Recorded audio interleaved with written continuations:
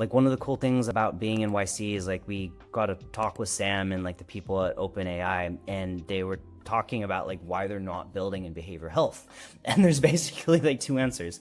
One is like absolutely the legal liability. The second one is that they don't know what to optimize for.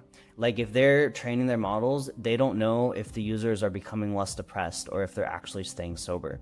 So the fact that Sunflower is able actually to like track relapse data and like understand, are our users feeling less lonely and are they happier and they're not craving things and they're like actually staying sober from their drugs, and like how many days sober are they being staying, and do they go back into like hospital systems, and like all of these things we can use to optimize like the aggregate system.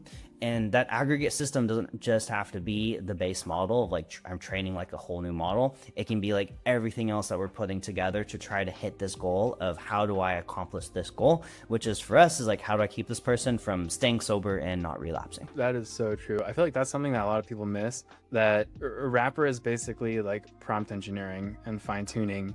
But if you're going to build a startup around this specific thing where the outputs need to be really good for a specific type of user, OpenAI will never, I mean, by default, they don't really get that data.